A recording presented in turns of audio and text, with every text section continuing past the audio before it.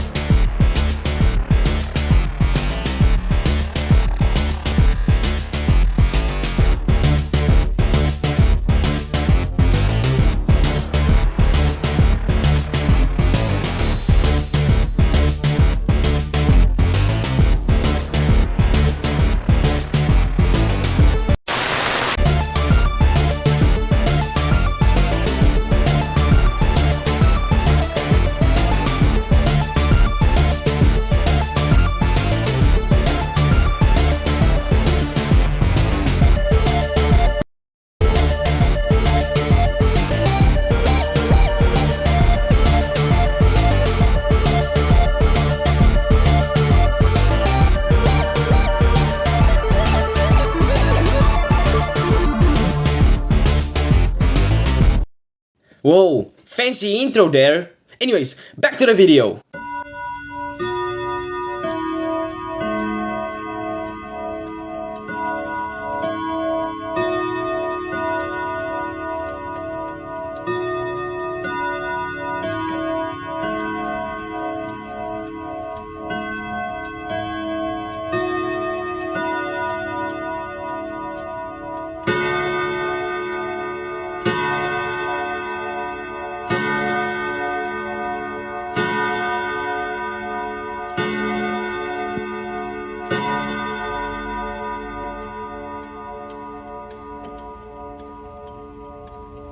Have you guys played any FNAF recently?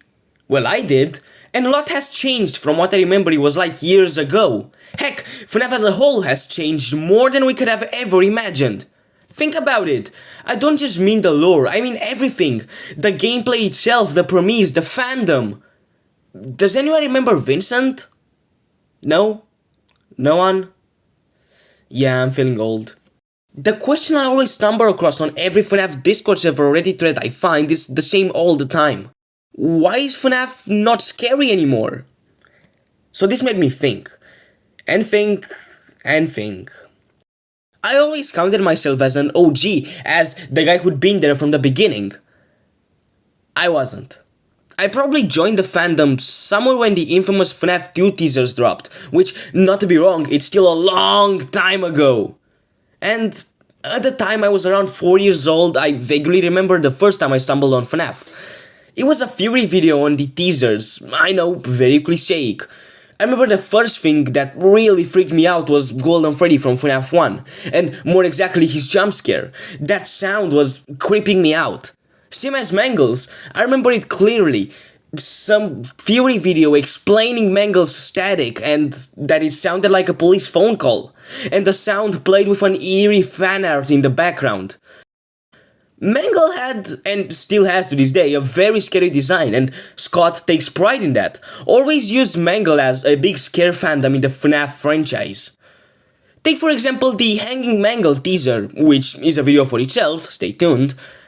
It was the mystery and message behind it that made audiences feel disturbed. Think about it.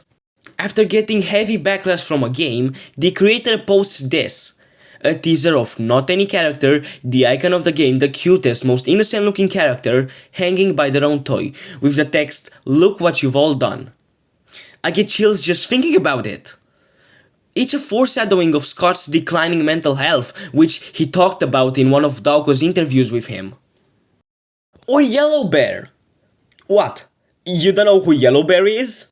Oh, you newbie, let me explain. Imagine this. 2014. You're playing this new game you saw Markiplier play. Five Nights or something. You can't remember. While playing, this weird yellow version of the main character, or villain, you're not sure, appears in front of you and does this. Crashing your game. Of course, nowadays you know what it is. Everyone does. It's Golden Freddy, the rarest FNAF 1 Easter egg. But back then, people didn't even know Easter eggs were a thing in this game. So obviously, fans and players alike did what they do best and started looking into it. Upon a closer inspection in the files, they found this file titled yellowbear.exe. When asked about this, Scott responded with, "Sometimes things just happen during the game making process. I can't explain Golden Freddy." Essentially, Scott went, "I don't know about this, I didn't add any yellow bear, leave me alone," in every other comment asking about it at the time.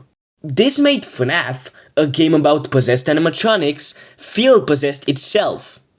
Wow, great marketing, Scott. Now, with all that said, back to our original question. Why isn't FNAF scary anymore? I have three working theories about that. First, FNAF has become so popularized and we're so familiar with the lore and characters that it's all become too likable to be scary. Second, which is the one I see a lot amongst fans, FNAF has become too childish, too kid-friendly, as one phone guy would say. Let me break these two down. First, as much as familiar we are with the game, new stuff about it keeps popping up.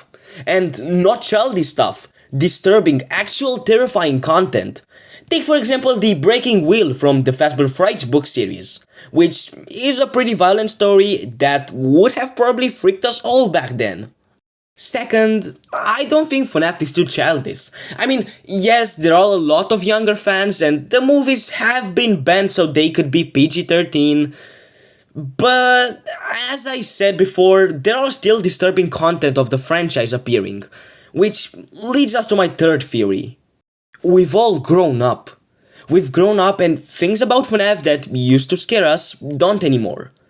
It's not the games, nor is it the management or the fan base. It's us. We've grown up. We're not kids anymore, terrified of the Purple Man or that puppet thing. And that's a fact everyone should accept. But hey, that's just a theory. A purple theory. Thanks for watching.